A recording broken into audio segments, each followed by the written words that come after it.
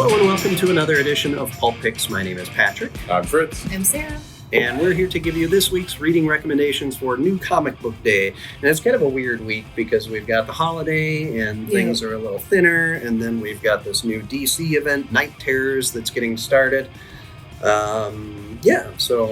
But Sarah's got something brand new that you don't need to be paying attention to anything else to be able to read. So let's start with that. Yeah, okay, so this is Brainstormers by Scott Snyder and Tula LaToya Jackson. Oh boy. I feel like I said her name wrong. Anyway, Tula has awesome art. So, but it's a really good book. So far, it's essentially about this. You don't really know much about him. He seems to be a pilot, or maybe not.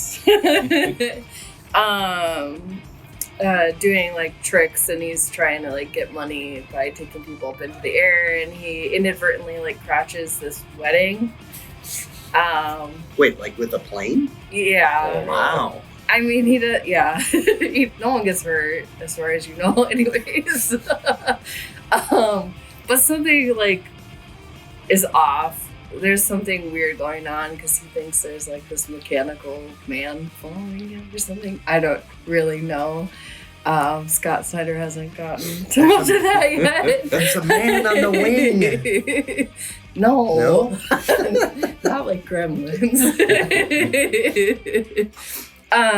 But yeah, so it's interesting. I don't want to give too much away, but like I said, it's about a pilot who seems to be a pilot, but there's definitely more going on.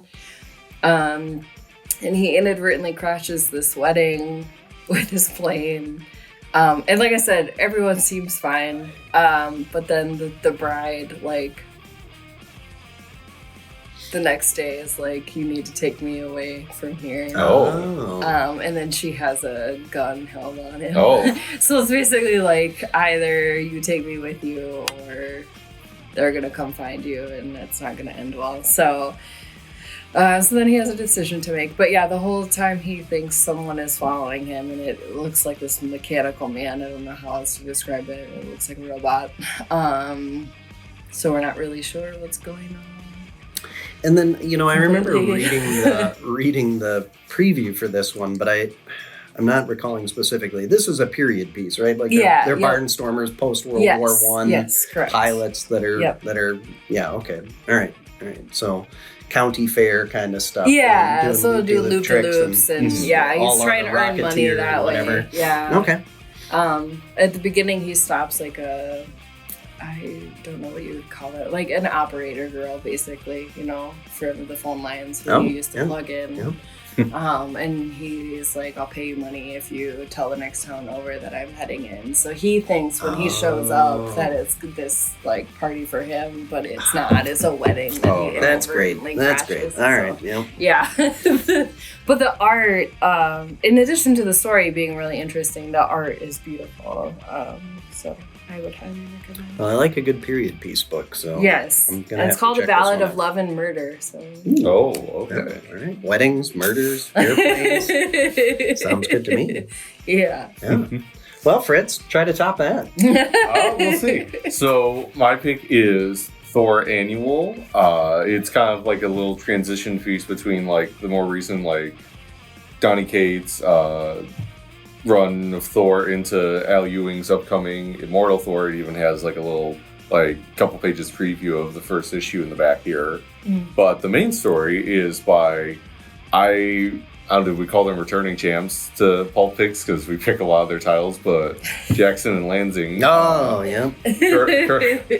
Who both Patrick and I have picked several times for their work on both Captain America and Guardians of the Galaxy.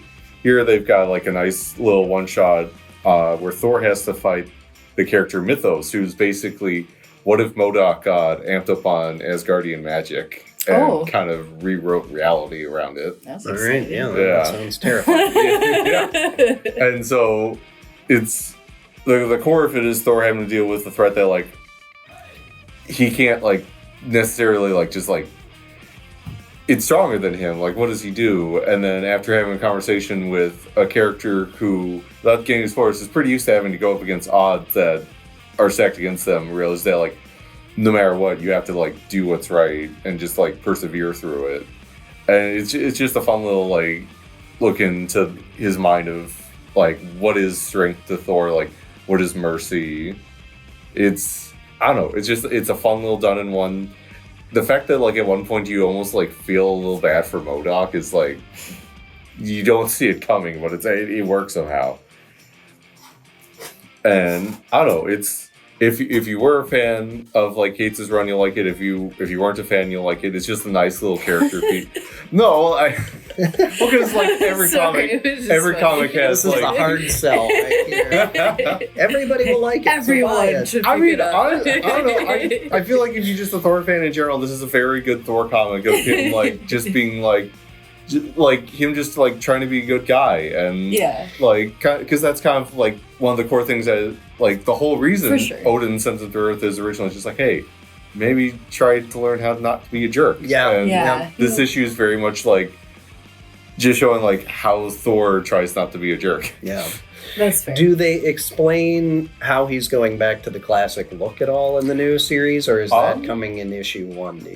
So that in the Immortal Thor backup, it does actually kind of get into that a bit. Interesting. Yeah. Because that's a very I'm curious about the thought process behind going back to the classic look. Mm-hmm. Yeah, he shows up dressed like that, and so it's just like, huh, that's an interesting look to go back to. And, yeah, but no, they get into it, but.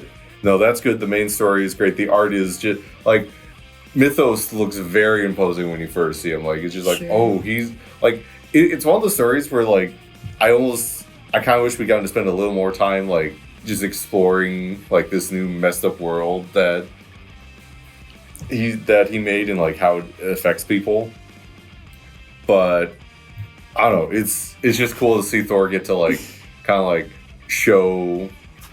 That like when he means business, he means business. Like you're not like because that's his other thing is just like he kind of just like doesn't stay down. I mean that's like a superhero thing in general, but just getting to see him like there's this whole montage of him just getting knocked down and getting back up, and it's just well now I'm gonna have that song in my head for the rest of the day. But no, it's basically like peak Thor is a nice little done in one. Sets up Immortal Thor a bit there at the end, which. I don't know about you guys. I'm very excited for like the. Yes, I'm super excited for. That. If that's not my pick, when you like Ewing? I know, shocker, right? Speaking of Ewing, The Wasp is out on trade paperback. That was a great book, and I'm excited for that. What is it, Avengers Inc? Yep, he's got more adventures with the Wasp coming out, and I never want to end. Yeah, but just great work from everyone all around. Definitely check it out. But speaking of great little works and future stuff, Patrick, you've got well, so I went with Night Terror's First Blood. So this is the beginning of the DC summer event, Night Terrors.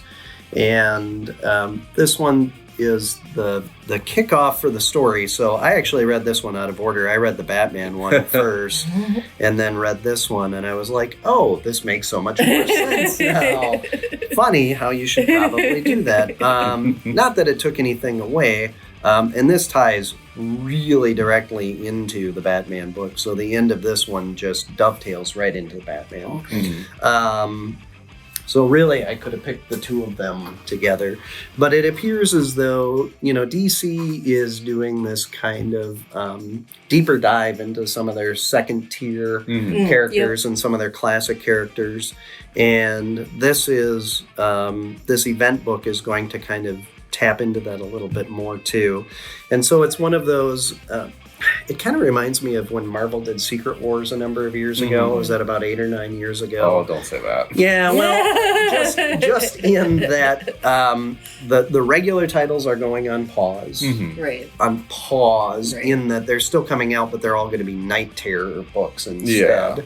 Yeah. So the whole DC line is Night Terrors right now.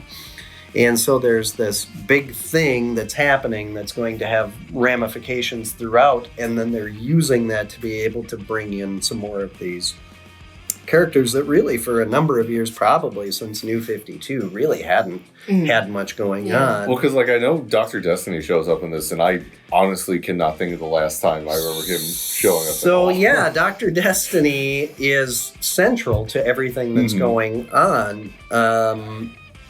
And, yeah, I'm not super familiar. I know that Dr. Destiny showed up at the end of the Lazarus planet thing. Sure. The dark whatever was tied in with that. Brief appearance.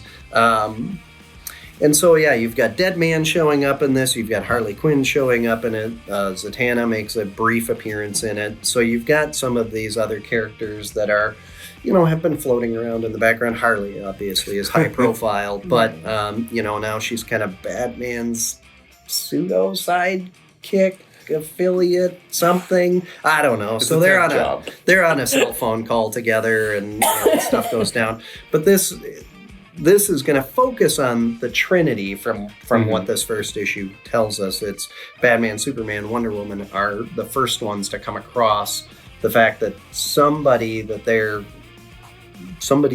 we don't know exactly who it is up to something nefarious, and there's an artifact that they're looking for that is hidden in the dreams of a hero. So that's what it's going to be. And then, the Batman book ends up being this kind of dream sequence thing where that's the battlefield is going to be in all the heroes' dreams. So it's interesting. I kind of went into this cold because event books, for me, it's like they're going to happen. Right. Does watching the previews or reading a lot of it in advance really add to it much? But yeah, the art in this was really interesting and cool. It gave it kind of that weird, dreamy kind of feel. The story moves along, and they set the table really quickly for this big, overarching theme that's going to be happening. And the villain seems menacing enough. A lot of times in these kinds of across the entire lineup books, the villain seems a little lackluster. Like it's one thing if it's Doom who's got control of all reality, sure. But this seems. Yeah, like the stakes are high, so it's going to be interesting. I like it. Check it out. If you're a DC fan, you're going to have no choice because they're forcing this upon you, really. But as long as they execute well, I'm okay with it. And that's what it all comes down to. And this first book is a great first step, so I recommend it. Yeah. Well, that's what we have for you this week. Be sure to stop into the store because we love seeing people in person. If you're not able to make it in, we do have other alternatives for you, including the website and the app. You can certainly message us. Follow us on Facebook and Instagram. We also have the YouTube channel, which you have found, so be sure to like and subscribe there. And we'll be back next week with more picks and probably a little bit of a bigger lineup. Although for a holiday week, it's actually pretty solid. After the last couple weeks were so huge, I was really worried that we were going to have like 10 books this week, but it's pretty good. So yeah, we'll see you later. Thank you.